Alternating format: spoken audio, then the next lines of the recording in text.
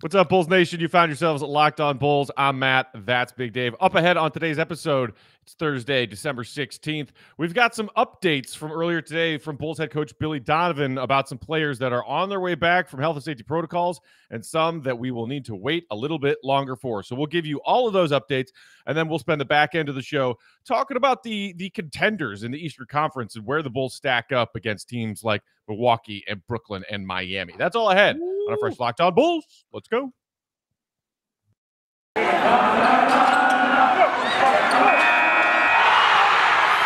You are Locked On Bulls, your daily podcast on the Chicago Bulls, part of the Locked On Podcast Network, your team every day. Here are your hosts, Matt Peck and Big Dave Watson.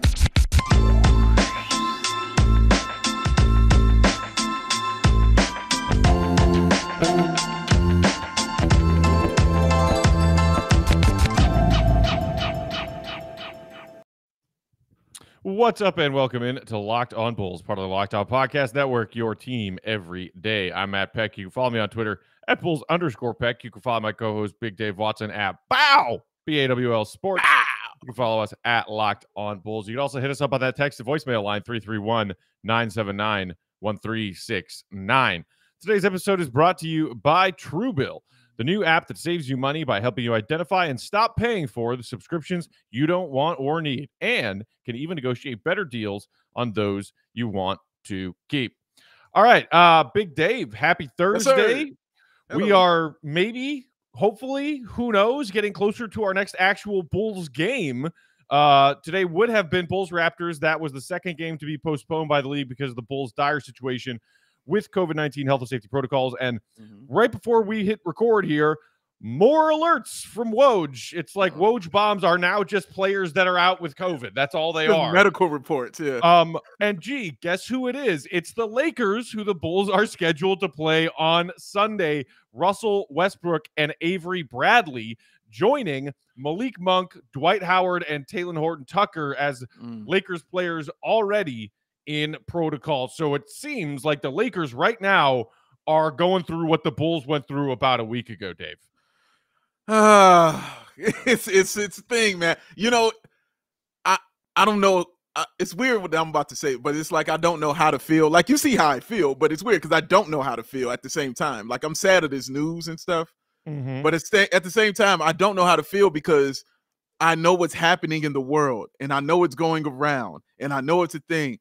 And I just want it to be over. Like, I hate it when people started saying stuff like post-COVID.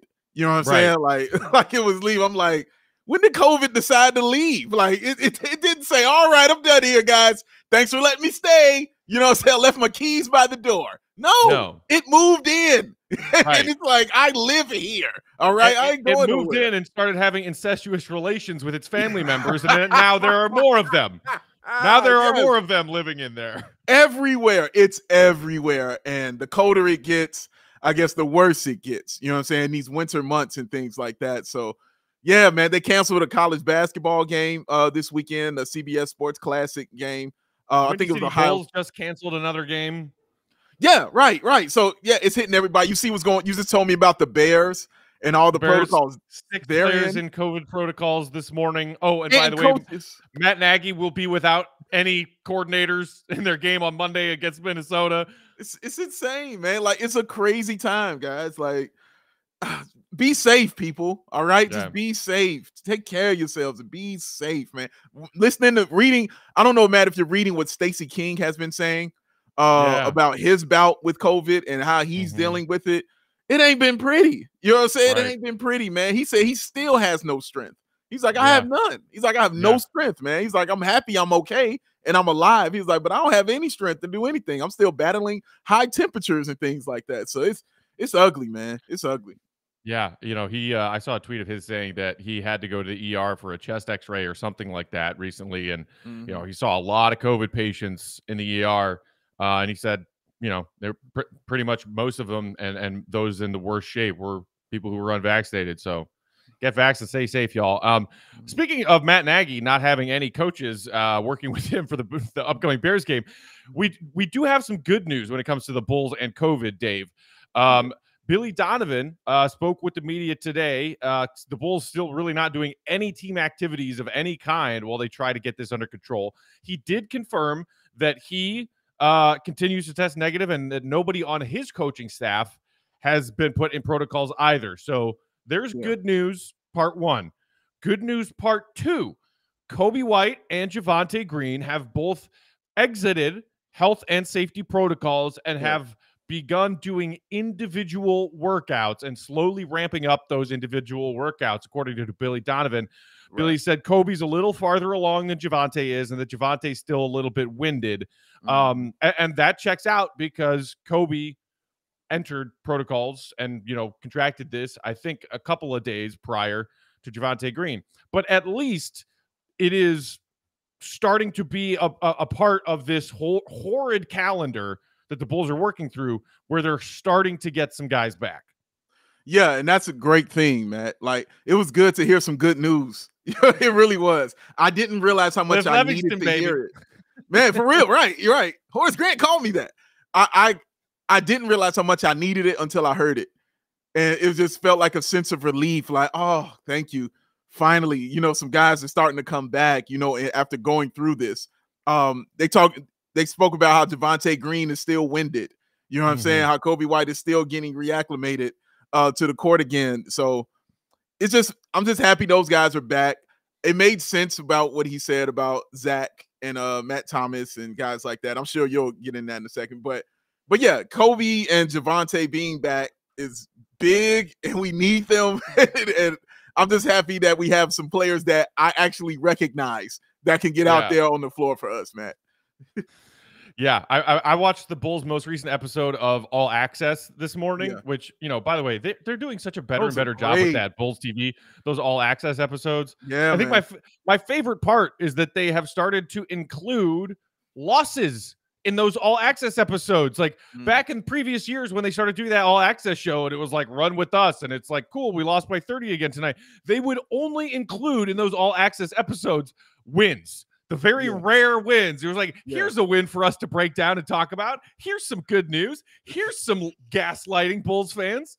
And now Bulls social media team is like, no, we're gonna give them this team warts and all, growth plates and all. I shouldn't have said growth plates. It's all right. I'll let it slide this time, but just know it's always in reach. Just know it's always, Matt. Just know. Okay, so going back to those updates about players, as you mentioned, Zach LaVine, Ayo Dosunmu, and Alize Johnson aren't expected to return out of COVID protocols until after Christmas. If you think about the timeline here, that, it seems like a long wait, but it does make sense, at least with Zach LaVine, who he and Ayo went in on the same day, I believe, like right after they played the Heat game, like last Sunday. So that was December 12th. The Bulls' last game before Christmas, at least scheduled right now, is December 22nd. So that would be that 10-day minimum. And, for the sake of we're going to be extra cautious, that's why Billy probably said we won't see those guys until after Christmas, which, okay, the good news here, again, Big Dave, is that the Bulls schedule is light right now. And so even if you have to wait until after Christmas to get Zach back, to get Ayo back, you might even get DeMar and Derrick Jones Jr. back prior to that. You might get them back by that last game before Christmas. You're only talking about a handful more games that you need to fight your way through while you're missing key guys. That was the one thing I took out of that, Matt, is as soon as he said after Christmas, my heart kind of sank. Like, wait a minute, that's a long time. Like, what's wrong? Like, what the hell is going on? And then you're like, oh, crap, today's December 16th. Yes. And then I went and looked at the schedule, and I said, oh, yeah, that makes total sense. You know what I'm saying? Because of the games, and I believe the 22nd, or they have on the 22nd, I believe they have one more before Christmas, or maybe not, but their next game is like the 26th, after that. So that's why he's like, yeah, they'll be back after Christmas. It's just when I heard that, it made it seem like the year is over. We're going to January. It just felt like that in my brain when he said it. But yeah, just looking at the schedule, and like you said, the schedule is light. It's light, okay? That's why it was okay to take these 2 games off, even though I don't care if they have 4 games. They should have been taking them off because of what was going on. But it was just good that they had these 2 games off, and then next week Lakers, Rockets, and Raptors. So, just those 3 games, you know what I'm saying, for the next week until that Christmas break for everyone. So, yeah, it gives everybody a chance, to go through what they have to go through for those 10 days. Also gives Zach a chance to fully heal that finger that has been bothering him. He said it was close to 100%. Now it can get to 100% because, Zach was not going to stop playing basketball for it to properly heal. Right. So here is that schedule. Lakers, Sunday, the 19th. Which, again, that could be postponed considering what we're seeing with these updates from Lakers players going into protocols. They clearly have an outbreak. Rockets Bulls on December 20th. Even if we don't have our whole slew of guys back, the Bulls owe the Rockets. Yeah. Oh, boy, do they owe the Rockets because the Bulls didn't take them seriously, let the Rockets win, and then the Rockets decided to beat like 7 other teams in a row or whatever. But so the Bulls owe the Rockets. You can win that game even if you're short, guys. They got the Raptors on the 22nd, and then no more games until the 26th.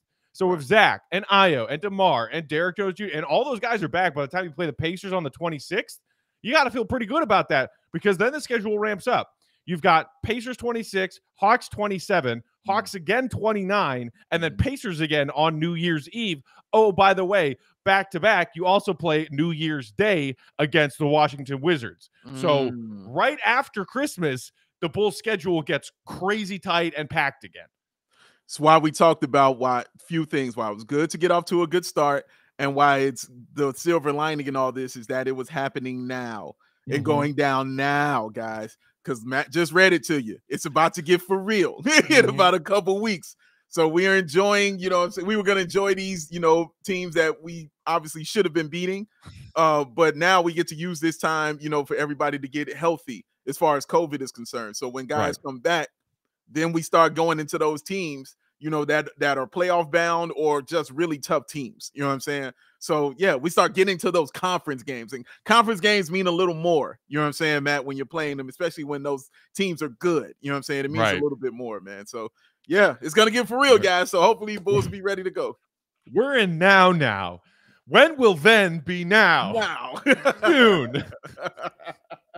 Shout out Spaceballs. All right. So speaking of all of these upcoming games against Washington and Atlanta and Indiana, we want to talk about the Eastern Conference and where the Bulls kind of stack up as we are right now at about that 1/3 mark through the regular season. We will do that coming up next. But first, today's episode is brought to you by Prize Picks. You've been hearing us tell you about Prize Picks for a while now. Have you signed up yet? If you haven't, I don't know why. You should. Prize Picks is daily fantasy made easy, y'all. Yes. If you have not checked it out yet, you're missing out. I'm telling you, you're going to love this app for NBA and mixed sports pick'ems. This Christmas Day slate of NBA games is going to be off the charts and even more fun if you're playing Prize Picks while you watch. Prize Picks has the best DFS NBA prop game on the market. Prize Picks offers more NBA props than any other DFS prop operator and offers all the superstar players as well as bench players only recording just a handful of minutes each game. And if you use promo code NBA when you sign up and make that first deposit, Prize Picks will give you a 100% instant deposit match up to $100. Shut up. Free money. Free money to play with. Prize Picks allows mixed sport entries, so you could take the over on Justin Fields rushing yards the same night that you take the over on LeBron James points. You can do whatever you want. Use the award-winning app on both the App Store and Google Play. Entries can be made in 60 seconds or less. It's that easy. Prize Picks is safe and offers fast withdrawals. So go to prizepicks.com today, and don't forget that promo code NBA, or go to your App Store and download the app today. Prize Picks is daily fantasy made easy. Yeah.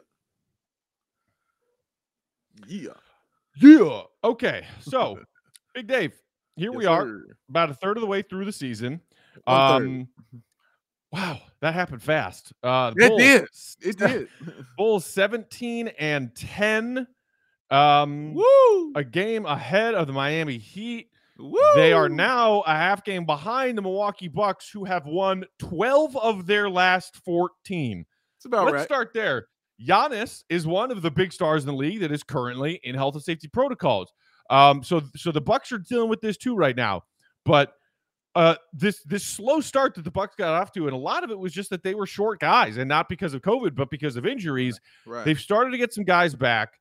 They're starting to find some kind of groove here, and they look like the team that is the defending champions right now. You knew it was going to happen, though, right? Like, I don't think I hope anybody didn't expect them to continue to struggle. You know what I'm saying? I hope you guys, the Bucks are done. Yeah, right. They're one and done. They're out of here. Not gonna continue. I hope nobody out there listening or watching this felt that way. Y'all all seem like intelligent basketball people to me. We all knew what this was, because even with all that, they were still staying at 500, which is what those good teams do, right? When they're going through that stuff, and they don't have all their players and everything, they just kind of just stay above water until they get everybody, and then they go on the run. And that's exactly what you saw here. Like, everybody got healthy, and then they went on the run. Now it's going to hit them, though, because you're right. Giannis being out is going to hurt. I don't care who you are. It's going to hurt. The thing about them, though, Matt, they're a very good team, man. Like, they're just a really good basketball team. Without Giannis, they're still a good basketball team. Without Giannis, of course, they're not as devastatingly terrifying, but they're still a very good basketball team with Chris Middleton and with Holiday and with our guy, and especially Matt's guy, Bobby Portis, doing his thing this year, man. He is balling out. I love watching him ball out, man. It just makes me just feel good, because I'm like, I can't wait for him to get paid. It just makes me feel good. So, yeah, they're going to be a problem going forward. So you got to get what you can before you have to start that real heavy schedule that the Bulls are about to start, when you got to start playing those kind of teams, man. So the NBA ESPN Power Rankings that come out every Monday, the most recent one from this Monday actually had Suns, Warriors, Jazz 1, 2, 3. So 3 Western Conference teams. But then you got Nets 4, Bucks 5, Heat 6, Bulls 7. So 1, 2, 3 are Western Conference teams, and then boom, 4, 5, 6, 7, Nets, Bucks, Heat, Bulls. Do we take issue with this at all? Because as I mentioned a moment ago, the Bulls 17 and 10 and are idle right now. The Heat, the Bulls have lost to twice. Right. One of those losses was, I believe, a 3-point final score. Like, that was a close game, and the Bulls just couldn't quite get that one. And in the second game against the Heat this past Saturday, the Bull, like you and I, logged 18 minutes each off the bench. 6.6 fouls. Right, yeah. I had myself a Chris Dunn game. Yes,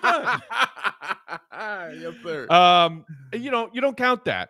But, is that the only reason that you might say, okay, put the Heat ahead of the Bulls right now? Because as well as the Bucks are playing, and the fact that the Brooklyn Nets are still the Brooklyn Nets, who have Kevin Durant and James Harden, although now Harden's in protocols, it's hard to put the Bulls ahead of either of those teams. Maybe the Heat is the only team that you could say, the Bulls got that, but the Bulls have 2 L's to the Heat, whereas they have beaten the Brooklyn Nets twice. 2 times. Yeah, and that's what kills your logic, kind of right there.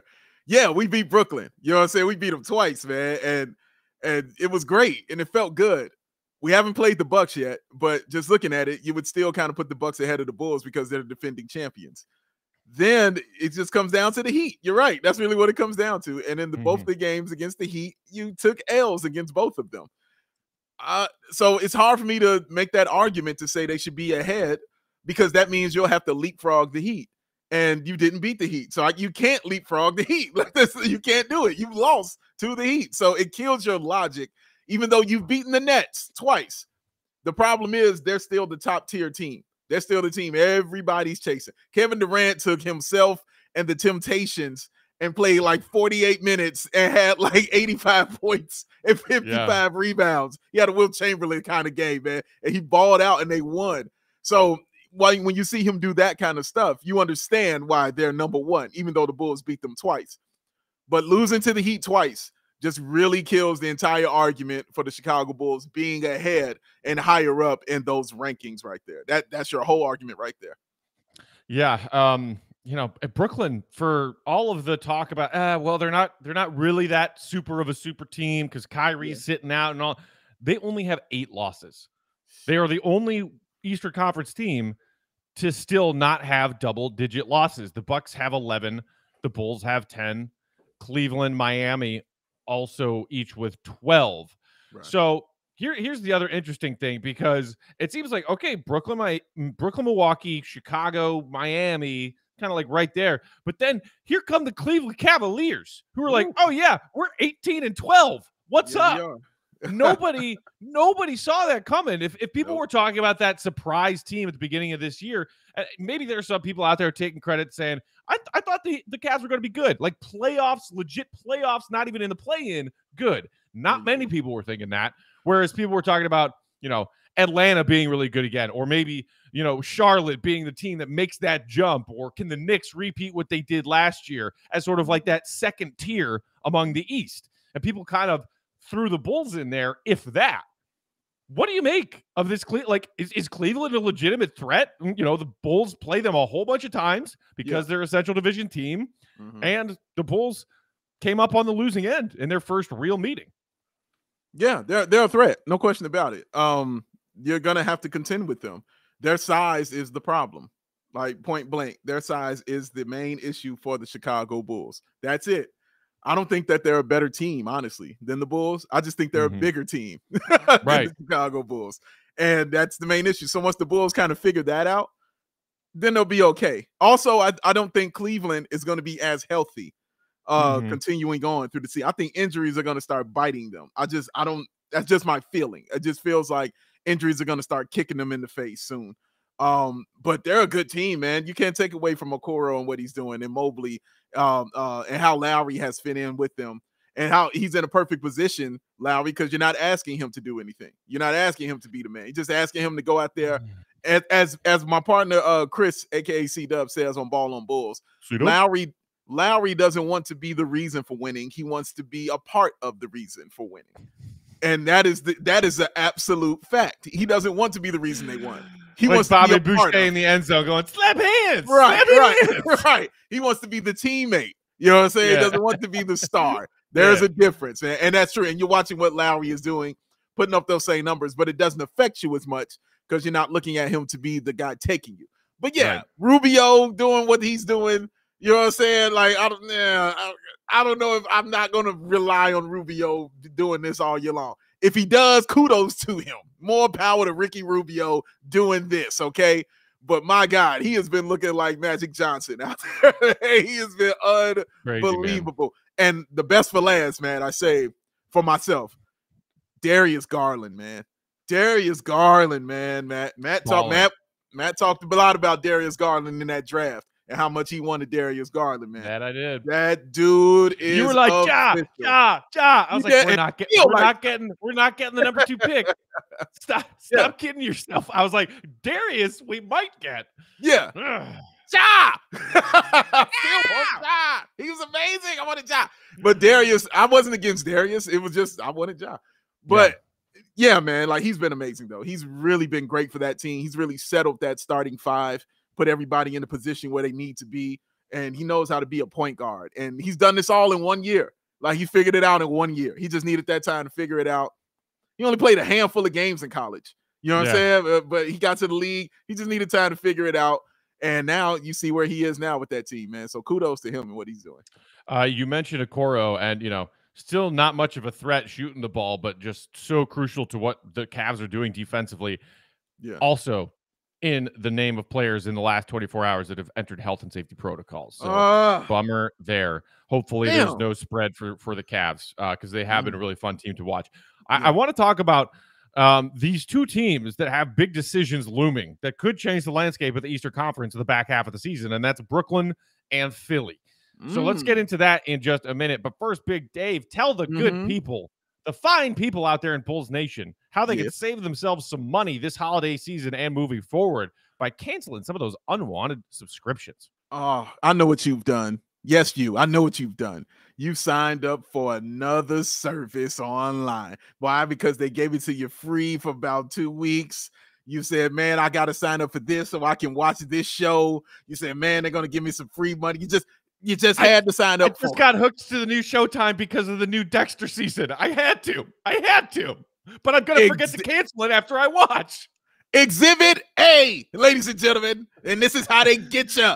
This is how they get you, man. You don't have to be a part of this, though. you got somebody that is your friend that will help you out, and it is called TrueBill. TrueBill is a new app that helps you identify and stop paying for subscriptions you don't need, you don't want, or simply you just forgot about it. On an average, people save up to $720 a year through TrueBill, okay? Because companies make their subscriptions so hard to cancel.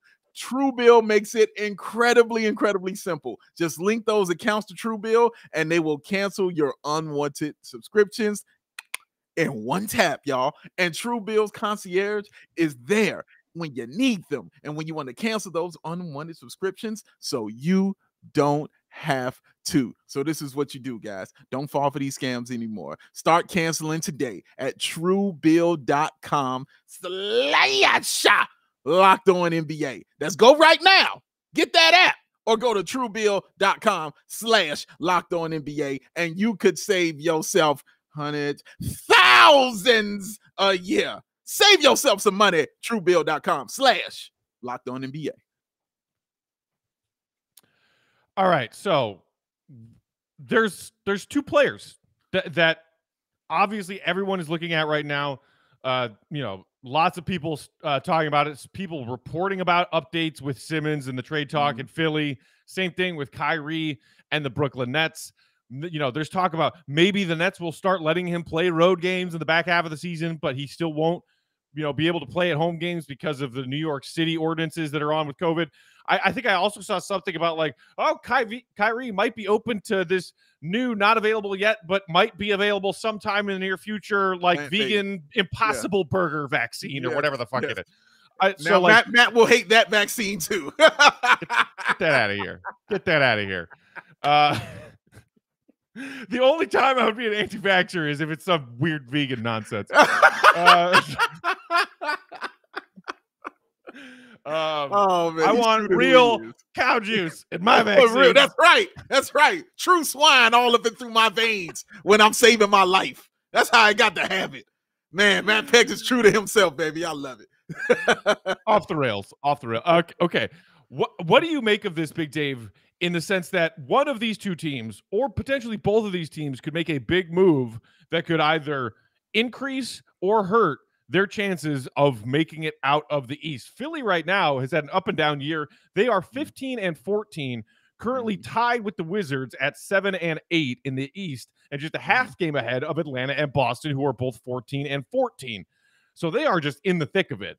Yeah. Embiid has been playing well when he's been out there. Embiid was gone for a while with COVID. They've had guys missing throughout the season. True. And here sits Ben Simmons. Oh.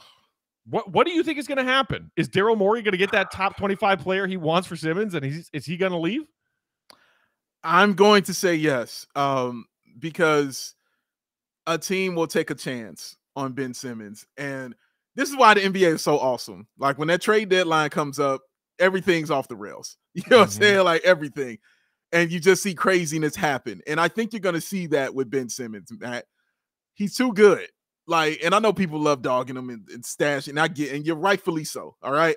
But when I watch him play, man, that dude can play basketball, all right? He doesn't have the accolades he has because he can't play basketball. He can play basketball, and he's really good at it. And he will fit good on a team, and he will be helpful for that team. So I think teams like Portland, who might be going through that rebuild, be looking at a team like Indiana, who has just come out, we did shows about Miles Turner, about Sabonis. I just read recently that Sabonis wants out himself. Forget Indiana. I don't want to be there. You know what I'm saying? Forget what you're saying. Get me out. So when it's those guys starting to crop up and say they don't want to be there, that increases for me the chances of Ben Simmons not being in Philly and them getting something back, because Philly might be in that position, Matt, where they will take a top 25 player regardless of position. You know what I'm saying? They might take it outside of their need. They need a 2-guard, but are they going to turn down Sabonis? You know what I'm saying? Right, are you going to turn that down for Ben Simmons? I wouldn't. I'd be like, cool. I'd take him right now. So I think that they'll make that move. Kyrie with the Nets is different because the Nets are winning. That's the difference in this. They can afford to be like, okay, you know what I mean? You won't want to play, fine. You don't want to play. All right, fine, stay home. Is Kevin Durant going to be here today? Oh, he is? All right, fine. Yeah, Right. You know what? Go ahead, stay home. Do what you feel like doing. So they're in a different position in Philly because it's really affecting Philly, you know, and their wins and their losses and how they're playing their game. Brooklyn, they just need Kevin Durant to be all right and James Harden to contribute. And they're still a formidable team. And Harden has been slowly making his way back to James Harden form. I don't know if it was that he came into this season a little bit out of shape. I don't know if it was he was still dealing with some. I can't remember what the injury was. Was it a hamstring or an ankle or it was something like that? Yeah, it was something starting the season. So maybe he was playing hurt a little bit, and then also maybe not a huge factor, but a part of a factor. The adjusting to the NBA officials kind of doing away with giving Harden some of the calls he was used to getting. So all of that, you saw Harden struggle. But if he and Kevin Durant are playing at the peak of their capabilities, like, Brooklyn's the best team. That's just it. And they have very strong supporting characters over there. You know, Joe Harris shooting the ball, Bruce Brown, you know, the vet bigs and Aldridge and Paul Millsap, like that. That is just a deep. Patty Mills, an amazing addition for Brooklyn this past offseason. They are good. So like as well as Milwaukee is playing right now, and I know it like the deciding factor between these two teams in a 7-game playoff series last year and some tinkering around these outskirts of both of these rosters came down to Kevin Durant's shoe size. That was it. That's what separated these two teams. So I'm still, you know, operating under the assumption that Kyrie's not going to play. Yeah, me too. And if Brooklyn finds a trade out there for some team that's, you know, doesn't have to deal with the New York City rules, and Kyrie could play in all of their games as an unvaccinated player, and Brooklyn likes the return they get, maybe you do see Kyrie moved to this deadline as well as Ben Simmons.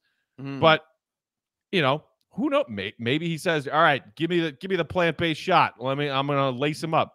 It's so crazy that the future of these two players could change a whole lot of what we see happen in the Eastern Conference in March and April. That is so true, Matt. And also, if it's going to affect what's happening in the Eastern Conference, that means it's going to affect the Chicago Bulls and what they're going to do. Because we've seen them play against Philly, Matt, and they struggle. You know what I'm saying? Against Philadelphia. Again, a team with size. Right. And not only with size, a team that has really, really good defenders as well. You know what I'm saying? Because that Thibault guy is giving you nightmares. You know what I'm saying? That dude is a problem, man. And Embiid is just really nothing for him. There's nothing you can really do with it. Joel Embiid. So Philly is an issue. I think they're better against the Nets because they play a more free-flowing style. You know what I'm saying? And the Nets aren't as strong defensively, whereas the Bulls are strong defensively. Right. So I think that bodes well for them. But that's still the Nets. That's still Kevin Durant. You know what I'm saying? Right. So any day in time, if he just says, I'm dropping 50 and we're not losing, well, that's what's going to happen. So going forward, though, Matt, the Bulls got to be prepared for these teams and these moves that could be coming down, like you just mentioned. You know what I'm saying? Right. Because those guys are still out looking, in addition to the own moves that we're sure AK and Mark Eversley are taking a look at themselves, you know, to improve the Chicago Bulls. But yeah, they got to keep their eye on those teams because man, and it's wide open, man. It's wide open in the Eastern Conference. We know the Nets are that team. We know Milwaukee is serious, but they're wide open, man. It's not crazy to think the Bulls have a shot. It's not.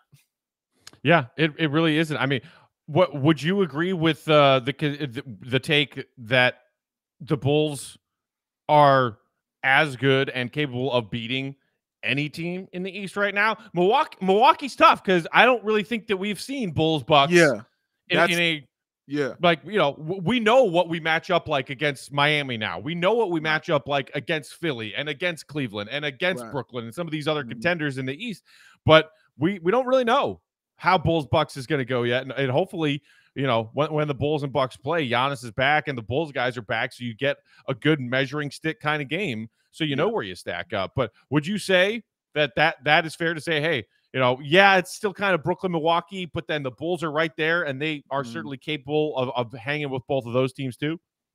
I mean, if we're looking at how the season has gone so far, no, it's not crazy to say. I mean, Wolves, second in the East? It's not insane to think this. You know, you have 2 All-Stars on your team. You have the best backcourt. You can argue we have the best backcourt in the league. It's until Klay Thompson gets back. You can still sit there and say that. You know what I'm saying? At least in the Eastern Conference, definitely you can say that.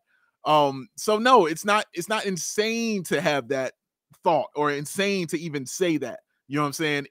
Can it happen? Will it happen? We don't know. I don't think so, but we don't know. But it's not crazy to sit there and be like, they got a shot at it, because they do. They have a real legitimate shot at it with how good they are defensively and what they do in transition and how they are wreaking havoc on these teams with these small ball lineups, man. They are causing havoc. They hate Caruso. Caruso is a prison warden. He's locking cats up. Like, they can't stand this dude, man. So man, like, it's not crazy to think that, and Bulls fans should be excited if they have those thoughts, about this team. But like I said, man, they still got moves that they got to make, as far as getting size, as far as realizing how they got to compete with these other teams that are bigger than them, because Cleveland is still a problem for you. Philly is still a problem for you. Milwaukee is damn sure a problem for you. And all three of those teams have size and play, solid defense. You got to figure that out going forward. But to say they don't have a shot is not factual. They definitely have a shot at this, Matt, and can't wait till they get back in it, baby. Crazy that we're just talking about like good versus bad matchups and like, potentially like seeding and who the Bulls match up with in a first round and whether, it's a good matchup or a bad, as opposed to like, okay, rooting for losses already to help our ping pong balls. Like, man, what a world of difference. We're sitting here just itching to get Bulls games back underway again, because it's been since Saturday that the Bulls have played, and it feels like forever. And now, look, do not be surprised if Bulls Lakers on Sunday gets postponed, because the Lakers got an outbreak. So we'll see. We might have to wait a little bit longer to get the Bulls next game. But the good news is, when that next Bulls game comes, I think the Bulls will have some fresh bodies coming back and able to play again, exiting protocol. So that's the good news. All right, that's it for today. If there are any more updates from Billy Donovan from the Bulls as far as guys coming back from protocols, we will give you those updates and talk about them on tomorrow's episode, and maybe we'll dive into some mailbag as well. So hit us up on that text to voicemail line, 331-979-1369. You can also hit us up on Twitter. I'm at Bulls_Pack. Dave is at BOW, BAWL Sport. We are at Locked On Bulls. Until tomorrow, Matt, Dave, see Red be good. Peace out.